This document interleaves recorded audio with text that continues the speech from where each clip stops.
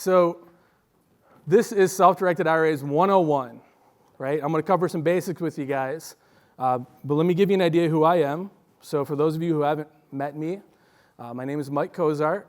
I was actually our national education speaker for a couple years, but I have helped thousands of people get started with self-directed IRAs. So this is near and dear to my heart. This is where my specialty is helping people get started, helping people understand the basics. As you guys have heard many times today, this is an incredibly powerful tool, but you have to understand the tool in order to be able to make it work for you. So that's what I want to accomplish in this session here. So before we go too much further, how many of you guys have ever attended an equity trust presentation before today? Okay, so you know what's about to come next. The most exciting slide in the history of PowerPoints. The most legible slide in the history of PowerPoints. But particularly for this session, I wanted to make this disclaimer. So we're going to talk some about the accounts, what you can do, what you can't do.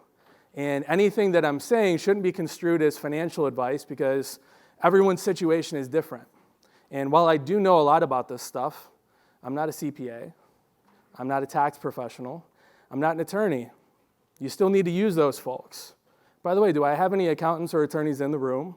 Out of curiosity. See, we got one in the back there. I won't make any jokes then. But I am not an accountant or an attorney. So I'm going to give you guys hopefully some practical knowledge that you can go and use yourself, and hopefully it inspires you to get started. Now, as we get going here, what I want to say is the first step in your journey to making a self-directed IRA work for you is you have to have a self-directed IRA, right? You have to have an account set up.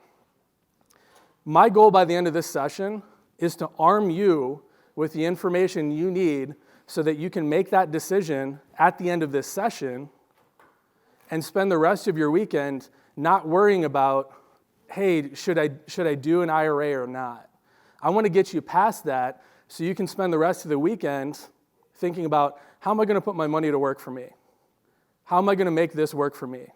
Okay? Does that sound like a good deal? All right? So here's what we're going to cover. I'm going to give you guys some reasons because I find that when I get to the fourth thing up here, the rules,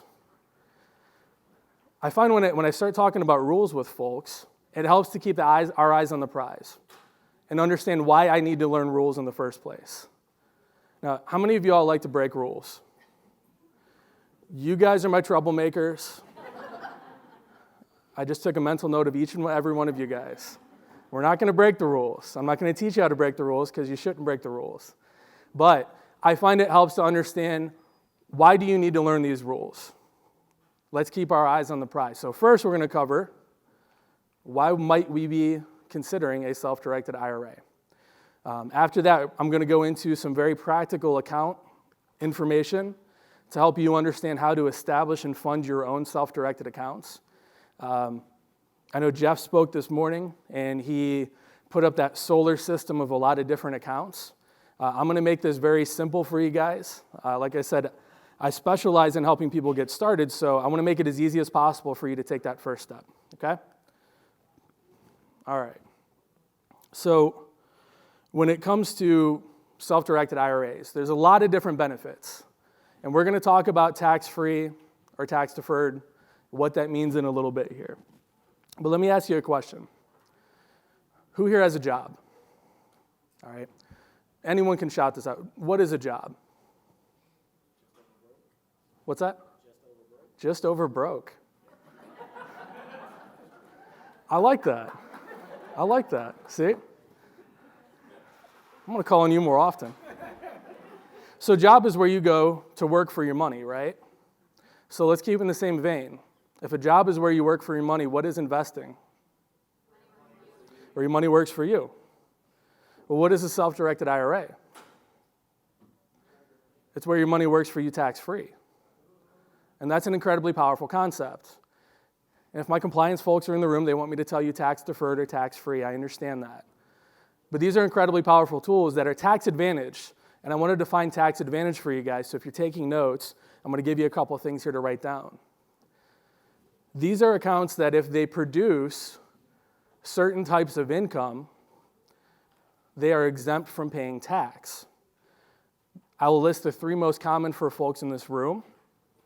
First is rental income from real estate. So if your IRA owns a rental property and it's generating rental income, the IRA doesn't pay a dime of tax on that rental income. So you get all of your rental income to come in. Obviously, you have expenses that offsets that, but you don't have to worry about paying the IRS when that money comes in every year. Another type of income that is near and dear to a lot of folks in this room is capital gains. So, for example, if your IRA were to flip a property, right, or your IRA were to be involved in flipping a property, a short-term investment like that, the IRA doesn't pay capital gains tax. So again, all of the money comes back to the IRA, and you have more money left to go invest into other ventures. One more that a lot of folks seem to enjoy is interest income, right? So if your IRA is a private lender, which is something you can do, and I know a lot of folks in this conference actually do this, if your IRA generates that type of income, that interest income, not a dime of tax is paid on it, okay? There are others as well, dividend income, royalty income. We're not really going to focus on those. But the point is, an IRA doesn't pay tax on those things. And it's incredible how quickly you might be able to either make up for lost time or build your nest egg if you don't have to worry about taxes along the way, right? There's some additional benefits that you might enjoy that we can talk about today. If you have a tax-deferred account and you're making contributions, those contributions are generally deductible, right? Who likes deductions? I said I wouldn't make any jokes, but I think I'm going to. You guys want to hear a deduction joke? It's going to be really stupid. All right, so there's this guy that owns a small deli, and he's being audited by the IRS. And the IRS says, you made $80,000 last year. The guy says, yeah, what's the problem? Well, the $80,000 isn't the problem. It's the five trips to the Bahamas for yourself and your wife that you are trying to write off.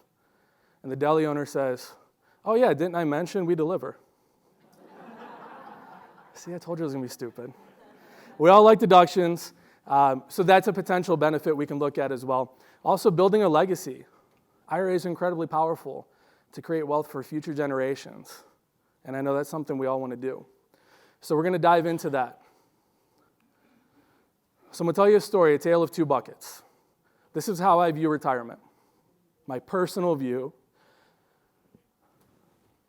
I have a bucket that I want to fill up.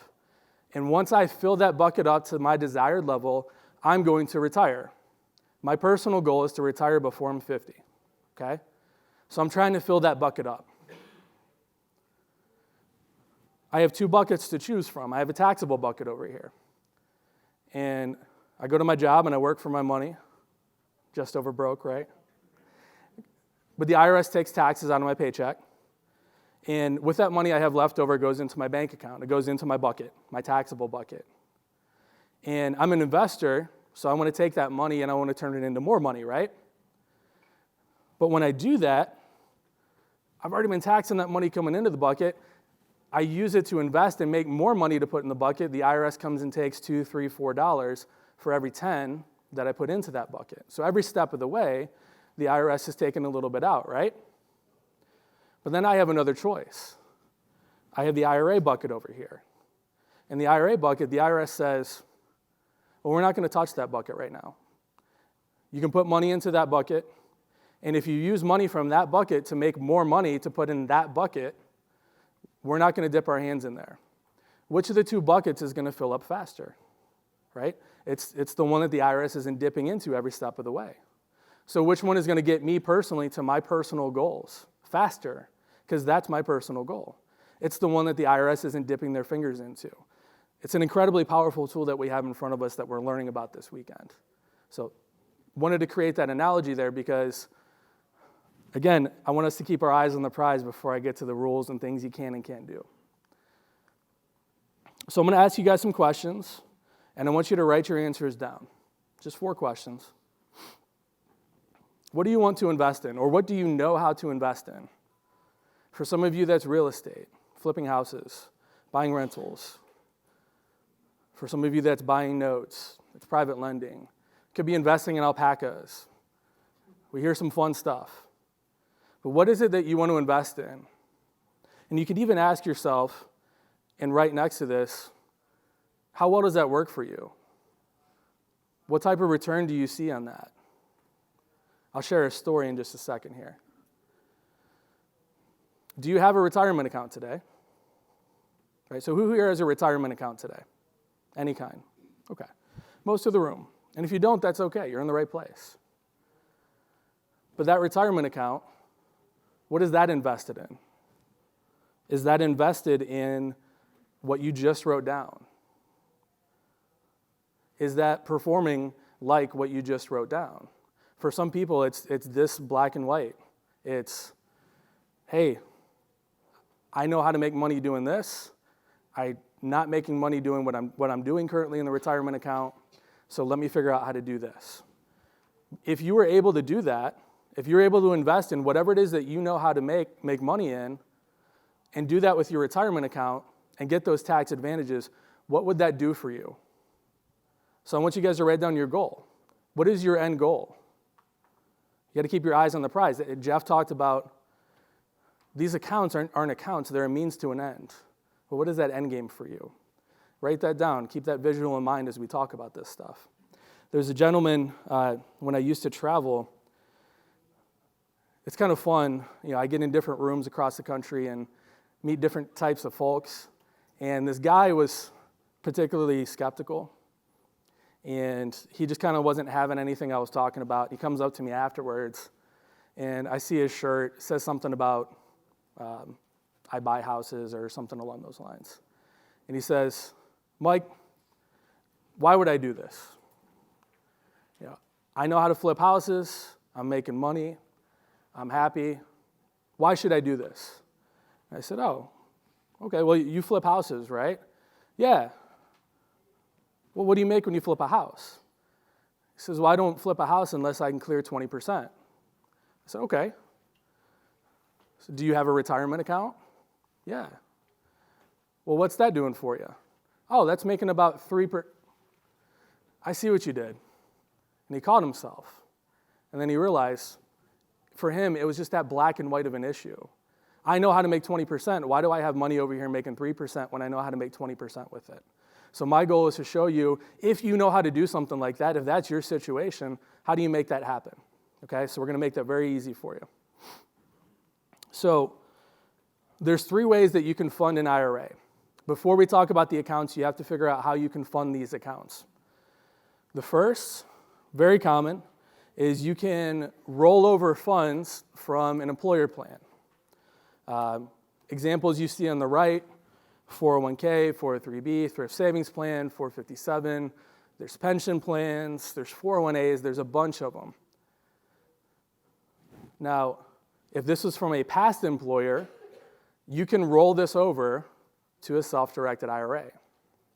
If it's with your current employer, you might be able to. So these plans are typically set up so the money stays in the plan while you're still employed and under retirement age. So if you still work for a company and you have a 401k or something like that, and you want to figure out if you can move it to fund a self-directed IRA and take control, you need to contact your plan administrator, and you need to find out if you can do an in-service withdrawal or in-service rollover. There's a lot of plans out there that have provisions for this, but generally speaking, if you called into Fidelity and said, hey, can I roll over funds from my 401k, and you get that like entry-level employee, they're just trained to say no, right? So you may actually have to ask for a copy of your plan documents, skip to the section, there's always a table of contents, and it always says in-service rollover, in-service distributions, skip to that section and see if you can roll it over, okay? And if you have questions on that, we have senior account executives giving consultations that can walk through that with you. But if you're going to fund an account with this, I find that it typically takes anywhere from 2 to 4 weeks for your administrator of your 401k to actually release those funds and send them to equity trust. So have that time frame in mind. If you're putting an investment together right now and you don't have an IRA set up and you're going to fund it by rolling over funds from a past employer account, have that time frame in mind. Let us know that when you're setting the account up, and we might be able to help you find ways to expedite that process. If you have an existing IRA elsewhere, who has an existing IRA? Okay? IRAs are portable. Who has a health savings account, by the way? Those are portable. Okay? These are things that you can move and transfer back and forth. It's unlimited. You can do it as many times as you want, as long as you do it the right way. It's a trustee to trustee transfer. The difference in process on the first one, a rollover, you need to open an IRA first. So you need to open an equity trust IRA first. Then you get to go request your rollover. If you're going to fund your account with a transfer, you need to open your IRA and have your custodian, so in this case equity trust, request that transfer on your behalf. And you're going to fill out a form. We help you with that. Typically, this takes anywhere from a week and a half to 3 or 4 weeks, depending on who your custodian is. They don't really tend to move too quickly when you're trying to move funds out of their custody, okay? Now, we work with a lot of the different custodians out there. We can help you with this process, but write that down. If you have an existing IRA, you need to fund it with a transfer. A lot of people interchange the words, and it can confuse the process. And the final way that you can fund an IRA is contributions, so out-of-pocket money. And we're going to talk about that. But you have limits. This is the only limit, really, that IRAs have, is the amount of money you can take out of pocket and fund every year, these different accounts. So I'm going to make sure you guys know those, okay? So let's first talk about the different types of accounts. Tax-deferred is the first one. Now, tax-deferred accounts, IRAs, were created in 1974. Now, prior to 1974, there were typically 2 sources of retirement income for most Americans. Does anyone know what they are? Pensions and Social Security, okay? So the government, in their wisdom, said people shouldn't have to rely on those things or the access to those things in order to be able to have a healthy and safe retirement. So let's give them a vehicle to do that, and let's give them some incentive to save for retirement. So they created traditional IRAs, among other things. And a traditional IRA, the thinking behind it is this. You get a deduction for the money that you put in during your income earning years. So theoretically, when you're at your highest tax bracket during your income earning years, you're going to get a tax deduction for the money you put in. So theoretically, if I put $5,000 in, I get to deduct $5,000 from my taxable income, right? That's your incentive to save in a traditional IRA. And then this account will not be taxed. It's going to get to grow and compound through hopefully successful investments until retirement. When you get to withdraw, and at that time, pay taxes at whatever your tax rate is at that time, but the thinking was you're in retirement. Theoretically, that's your lowest tax bracket of your life. So that was the thinking behind traditional IRAs. So that's why a lot of the funds that a lot of folks have fit into this bucket. Now, if you fit into this bucket, you may have accounts like this, something called a traditional IRA, a rollover IRA. You may have a SEP IRA. Most of that 401k money is typically in this bucket, in this tax-deferred bucket. If this is you, write this down. You can actually move those funds without tax or penalty to one of these accounts on the right as examples. We're going to dive a little bit deeper, but if that's you, you can write down traditional SEP or solo 401k as potential options for you. Now, in consultations, we can go over the details and make sure it makes sense for you, but on a high level, I'll explain the difference in these 3 accounts. The traditional IRA, virtually anyone that has retirement, if you have retirement funds today, you can have a traditional IRA. If you have earned income, you can have a traditional IRA. But the bottom 2 are reserved for people who own their own business or derive income from being self-employed. They have higher contribution limits. So if that's you, you might want to circle those two as a potential option to discuss. Remember what Jeff was talking about this morning. Take advantage of as many tax advantage vehicles as you can. So those are your options there. And we're going to take it a few steps further in just a moment. But we need to talk about one other type of account. You all heard of a Roth IRA before? All right. So the example I gave earlier sounds great. You're at your highest tax bracket while you're earning income at your job, and then when you retire, you're at your lowest tax bracket. That sounds fantastic to defer your taxes to a point in time where you're paying as little as possible. But you guys probably know that's not the case for everybody, especially someone who's an investor. I've met a lot of real estate investors and note investors that their highest income earning years are ahead of them because it takes time to build up your business, and eventually you get to the point where you're at your highest tax brackets of your life later in life. So in 1998, Senator William Roth sponsored the creation of the Roth IRA. And guys, this is a powerful tool. In fact, at Equity Trust, John over here that's speaking, every year he has on everyone's Outlook calendars Senator William Roth's birthday, which, by the way, the senator has passed.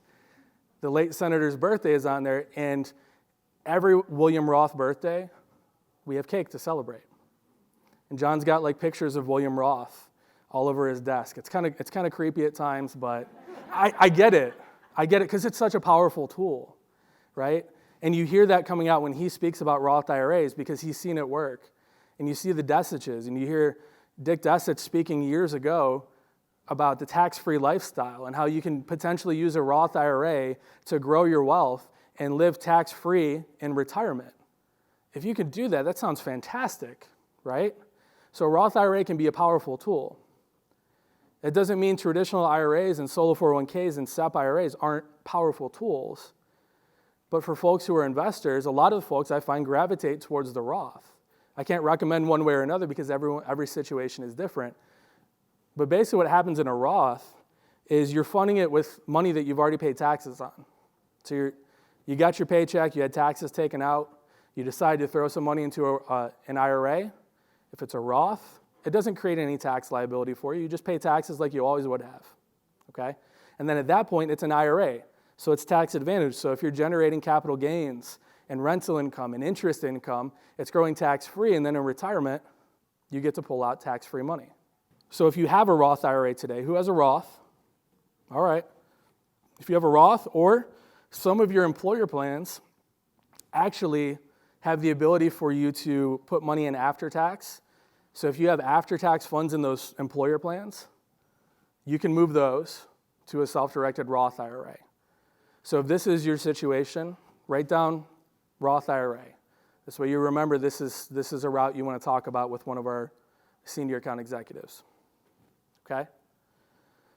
If you're moving from the same tax environment to another same tax environment, that's why I throw the no tax, no penalty up there. Okay? We're going to talk about how you can actually go from tax deferred to tax-free growth in a little bit by doing something called a conversion. Sorry, my clicker's a little aggressive here. Yeah, if you have a question, go ahead, and I'll repeat the question for everyone. Good question. So she said, can your employer still fund to your Roth? And you're talking about after you move funds. Okay. So you're not going to be able to, typically you're not going to be able to move your employer plans while you're still employed, unless you've reached the age of 59 and a half, in which case they'll let you know how much you can move out, and it's still an active 401k at that point. But if it's a past employer, you're not really worrying about that. So I'm assuming your question is with a current employer. Yep. Yeah, and if someone has reached the age of 59 and a half, they'll let you know how much you're able to move out, and it's still an active plan, so the same rules would still apply. So good question there. So let's talk really quick about contributions, and I'll get you in a minute here. And contributions, to make contributions, you have to have active earned income. So I need to define this for you guys. If you want to put new out-of-pocket money into a retirement account, basically you have to be paying taxes on active income. So if you have a W-2 job, you have active income. if you derive your income out in other methods, so like you own a business, basically the question I ask folks is, do you pay payroll taxes? Do you pay self-employment taxes? And if you do, you have active earned income. An example of what not active earned income would be is, let's just say you owned a rental property, and that was your source of income, is just rental income. Rental income is considered passive and doesn't qualify you to make contributions to retirement accounts on its own. Okay, does that make sense? You just became my best friend. So this is actually a really important thing to bring up, is spousal contributions. So I've talked to many people about this that weren't aware of it before. If you file your taxes jointly, it doesn't matter if only one of you actually produces the income. You both qualify, because your income goes into one pot, you both qualify to make IRA contributions. So that's a powerful thing, is you look at the ability to create more tax advantage dollars and use more of these tools and more of these tax advantage buckets. That's another one right there. You potentially have the ability to put twice as much money in retirement accounts because there's two of you and you file jointly. So very glad you said that. So we're going to focus a lot of our time here, not a lot of our time, not much more time, on traditional and Roth IRAs. Because those are the two that like 95% of folks start with.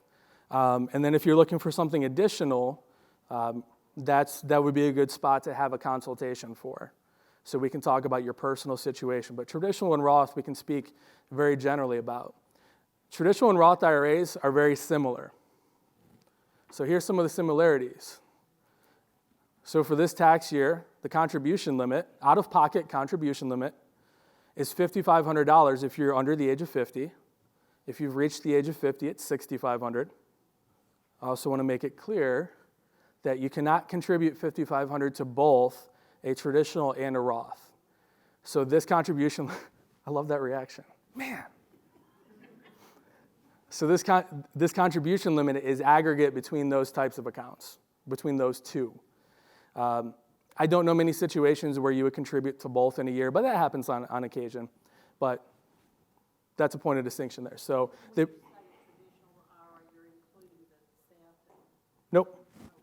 SEP has its own contribution limits.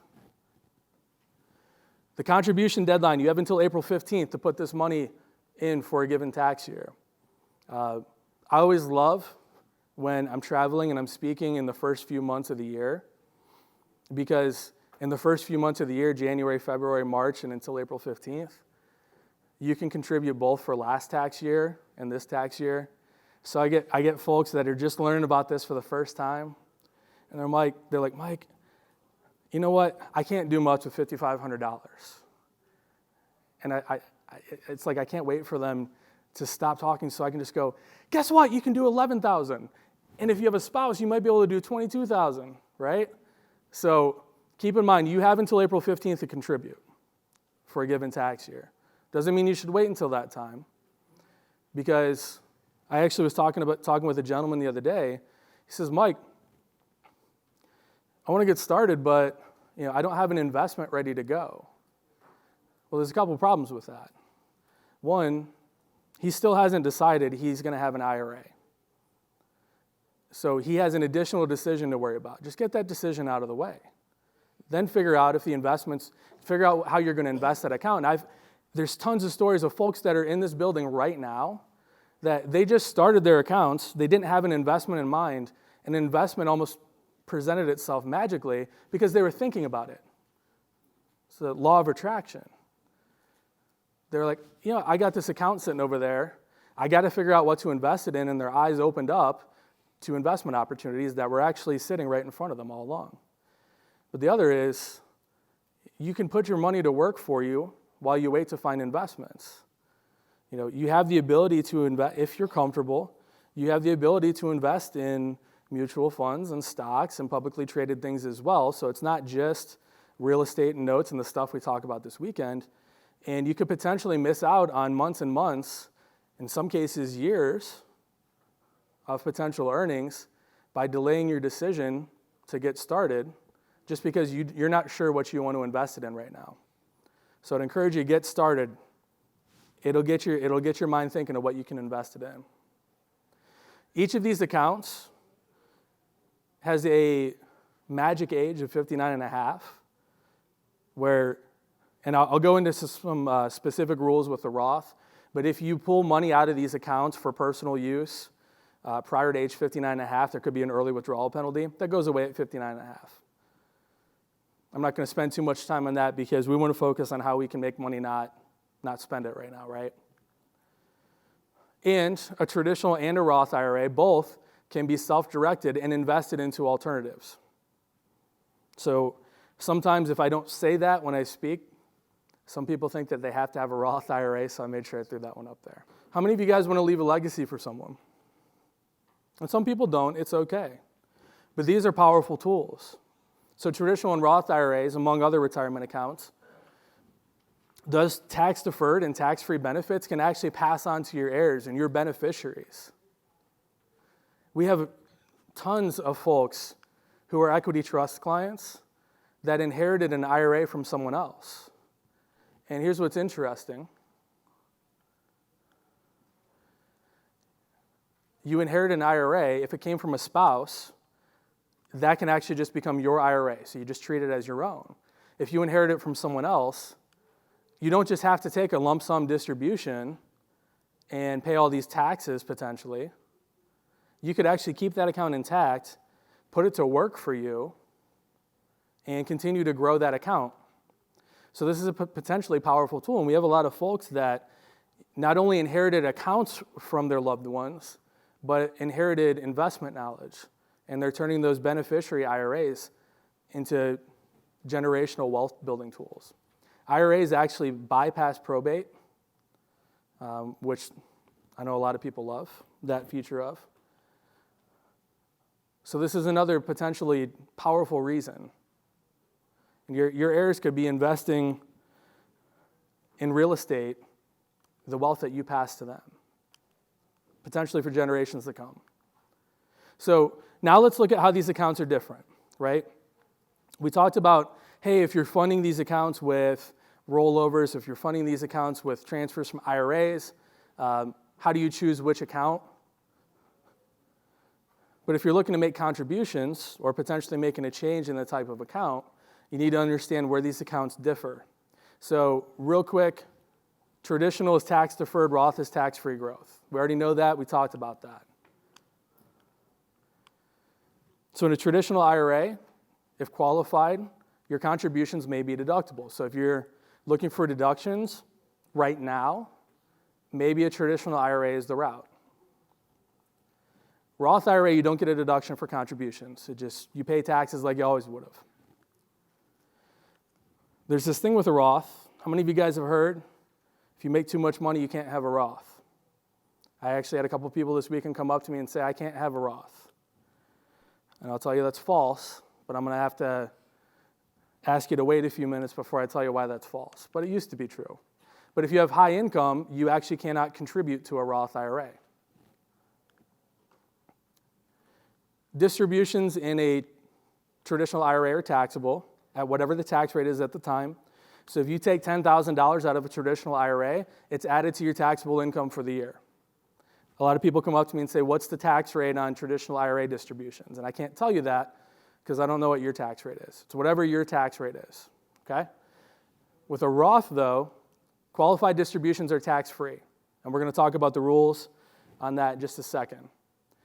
One big feature that a lot of folks overlook when it comes to deciding types of retirement accounts is this last one right here. So a traditional IRA, you've been deferring taxes. The IRS has been letting you defer taxes and grow this account without taxes. They want to start seeing some income from you. So on a traditional IRA, you actually have to start at age 70 and a half taking required minimum distributions, which is a small percentage of the account that you're required to take each year. If you don't take your distribution, you have to pay a 50% penalty. So you should probably take your distributions. Also at age 70 and a half, you can no longer contribute to your traditional IRA. A Roth IRA has neither of those. So was that 20 or 10? Cool. Roth IRA has neither of those. No required minimum distributions. As long as you have active income, you can still contribute to a Roth IRA if you're 100, okay? So these are just factors to consider. It's important to understand your distribution rules with a Roth IRA. So a Roth IRA, the money that you put into it, your contributions, your out-of-pocket contributions, you can always pull those back out, no taxes, no penalties. It's a common misconception that you have to have the account open for 5 years to pull those out. That's not the case. No taxes, no penalties on the money that you put in. However, the growth above and beyond that, your earnings, if you were to pull those out within the first 5 years of ever having a Roth IRA, those earnings could be taxable.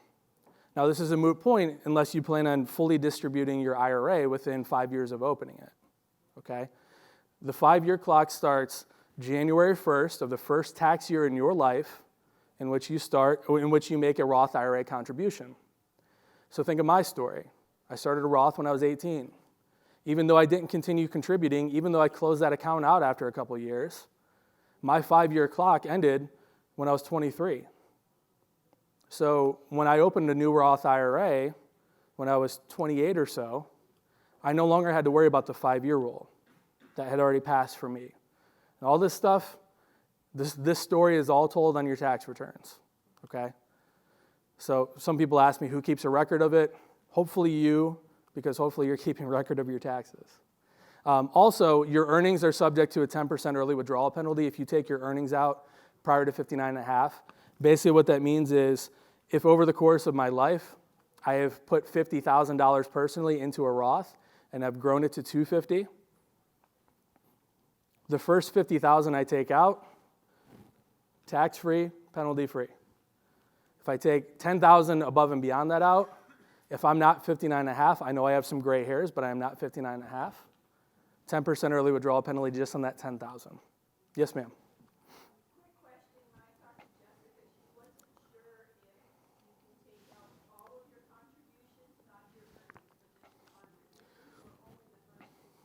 So if you go to IRS publication 590-B, it's actually easy to read online.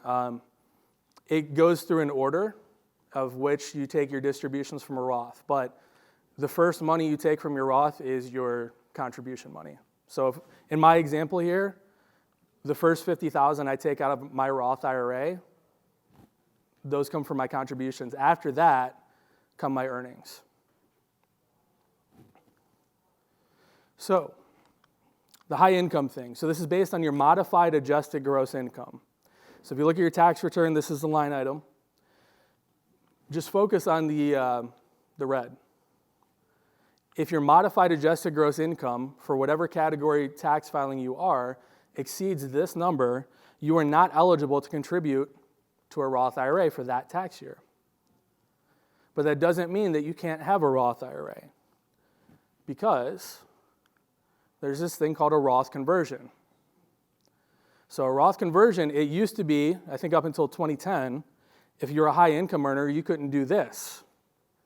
But a Roth conversion is taking money from a tax deferred account like a traditional or a SEP and converting that and moving that to a tax-free environment of a Roth IRA.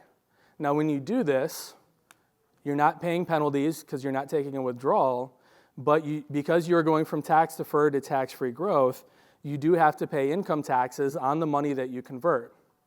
So if I have $100,000 sitting in a traditional IRA and I decide to convert that in 2018 to a Roth, I'm going to get a 1099 for $100,000, and I have to add that into my income when I file my taxes for 2018 and pay taxes at whatever my tax rate is.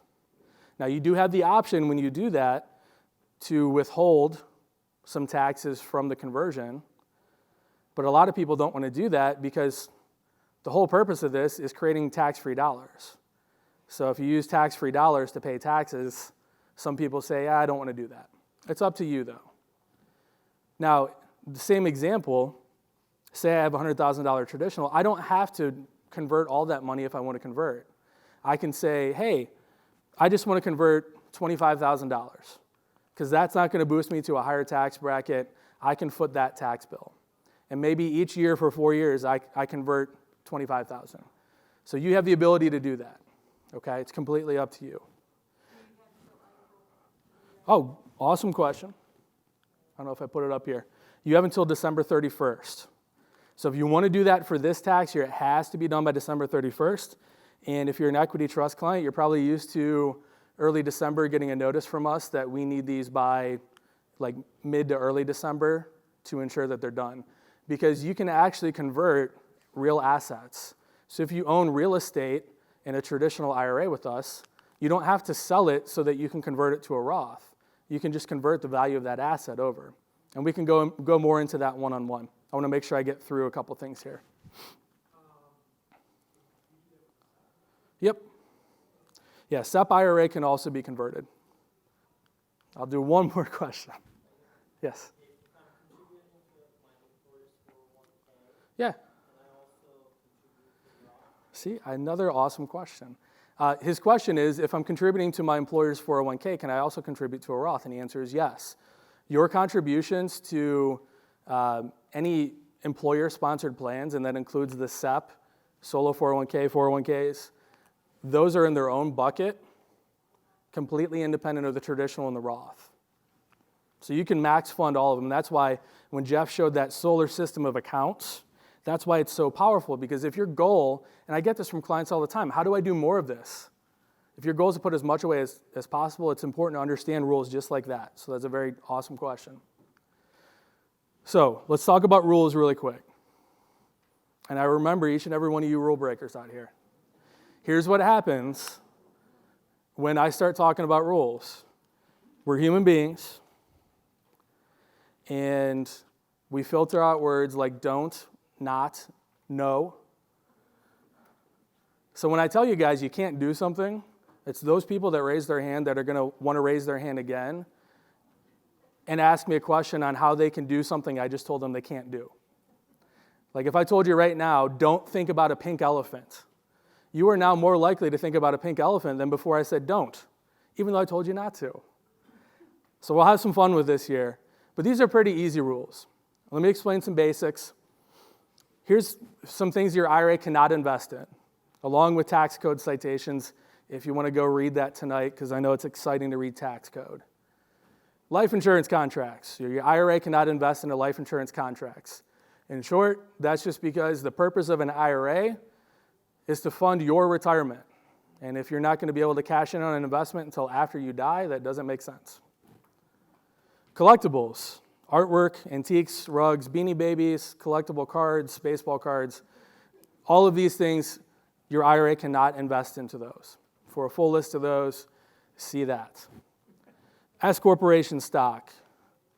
Basically, this is just because to be a shareholder of an S corporation, you have to be like a human being that lives in America, and IRA isn't considered that. So if your IRA invests into an S corporation, it becomes a C corporation.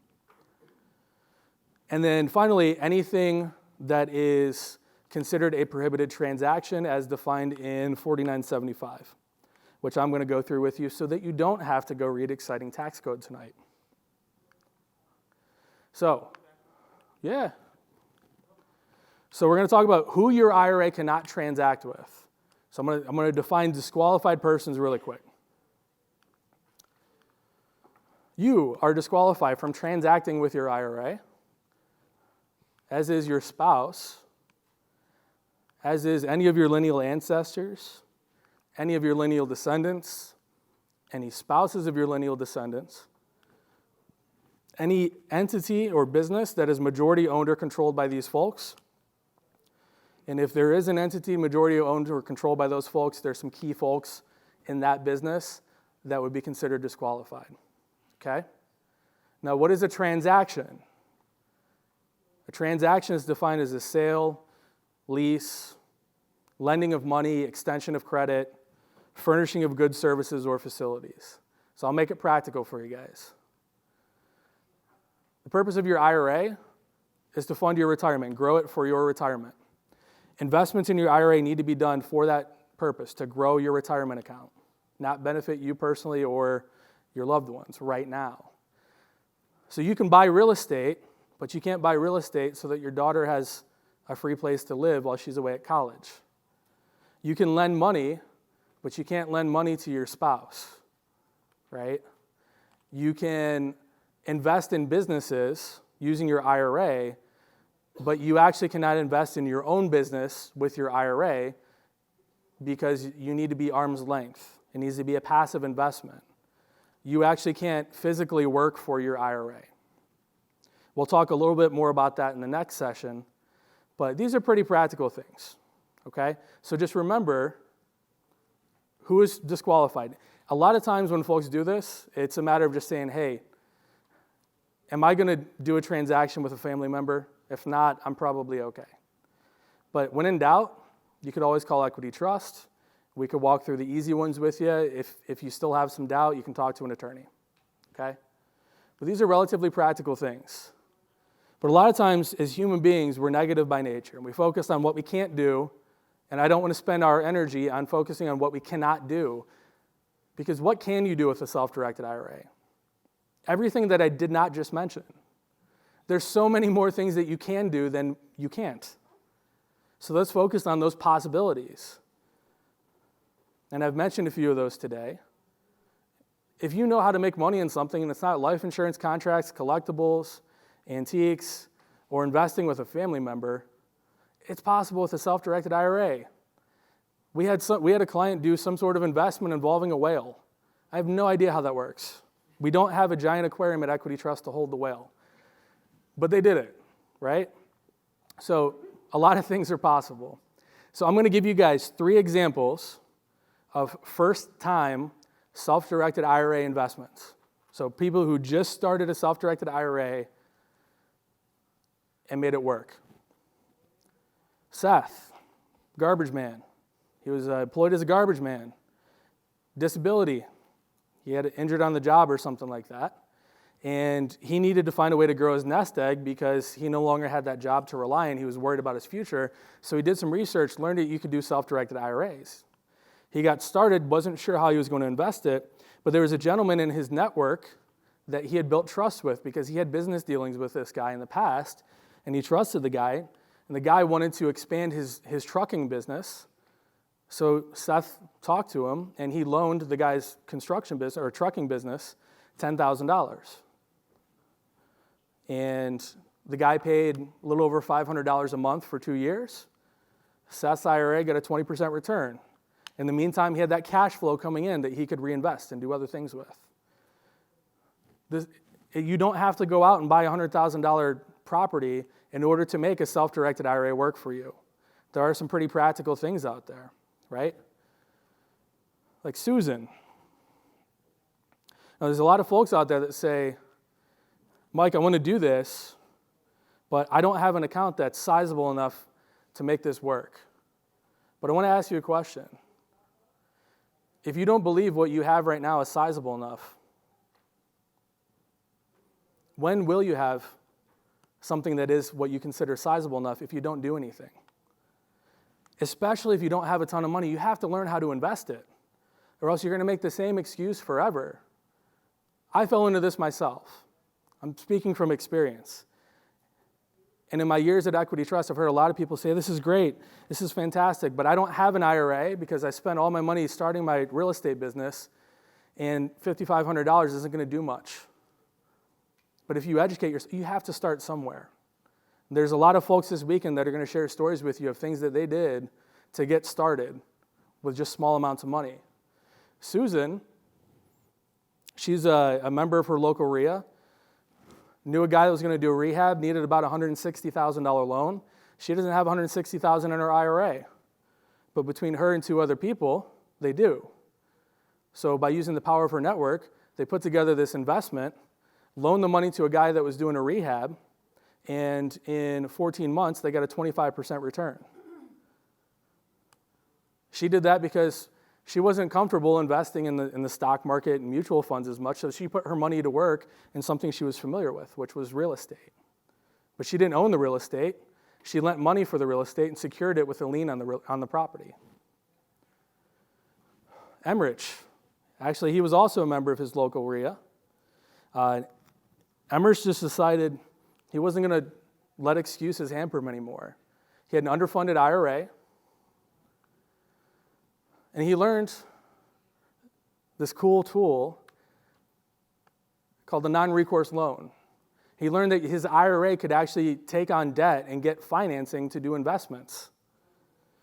Now, we have folks, vendors outside, like North American Savings Bank, that will lend on rental properties. But in this case here, there was an older gentleman who was a motivated seller, couldn't keep up with this property anymore, and wanted to get rid of it, give it to someone basically that was going to be able to take care of it. A bank typically isn't going to touch a loan on a $15,000 property purchase, right? But because of what Emmerich had learned, he had $10,000 in his IRA. He approached his neighbor, who had trust in him. The neighbor loaned $5,000 to Emmerich's IRA, and he held on to the property while he searched around for a new buyer in his network. And after 3 months, he sold the property for $55,000. Now, after any expenses he had, after paying off the neighbor, and by the way, if you use debt to generate income in an IRA, some of that income could be taxable to the IRA. So even after that, his IRA still netted $40,000. And when he started, he only had 10. Right? So you don't have to have a ton of money to make this work for you. These deals don't happen all the time, but there's abundance of opportunities out there if you just keep your eyes open to it.